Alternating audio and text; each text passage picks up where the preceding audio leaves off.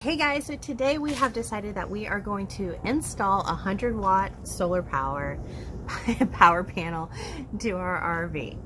Yeah, especially when we went to Arizona and the kids like wore down our battery.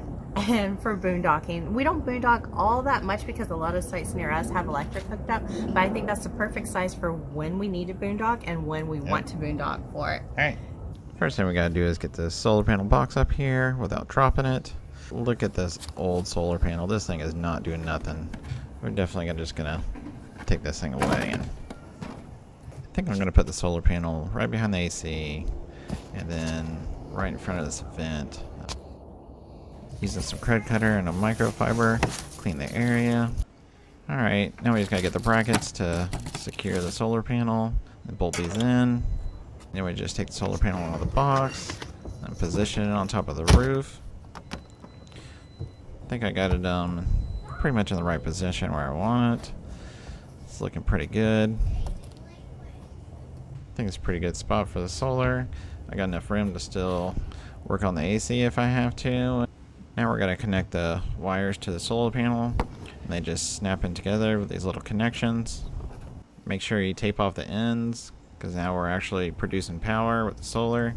We got our wire ends taped, and we have our wire. Now we're going to try to send it down the refrigerator vent. But before they do that, we're going to use some lap sealant. I'm just going to put some lap sealant on top.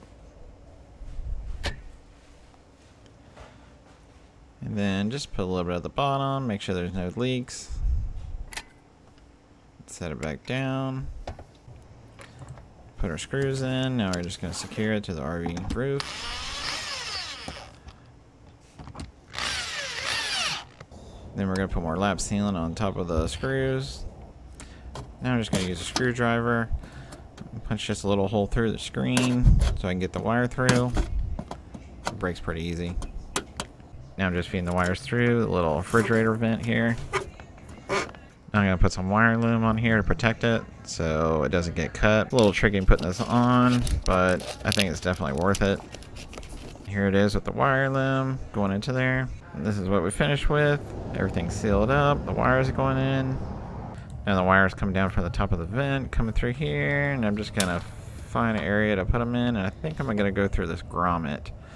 Now, my wife's on the other side helping me, and I'm just pushing them to her. She's pulling them. Not too bad. And there we go. We got that part done. And now I'm just putting more wire loom on here. Make it look a little better and protect the wires. And there we go. Not looking too bad. And my wires only made it to about the kitchen area, so I gotta find a space for it. Now I'm just hooking up a controller. It's not too bad. Then just gonna secure it to the cabinets. Now I'm running the wires from the controller to the battery. I ran it through this grommet right here that was on the bottom, and it goes right to the battery box that's pretty much right by the steps. Then hooked it up to the battery with a battery disconnect. We are running off solar right now. Okay, so one thing that we've noticed about this RV that we've been trying to fight and clean and everything is that there's been this musty, like, old smell, I guess you can say. But if you've ever been in, like, an old camper or something like that, it has a type of smell. Well, we kind of figured out what we think will help with that. Yeah, because when we were taking off the covers, it looks pretty bad up there. It looks like there's a lot of dust and hair and stuff matted in, so we're thinking that might be the source of the smell. Alright, now we're just taking off the AC cover. Try to get to the AC itself.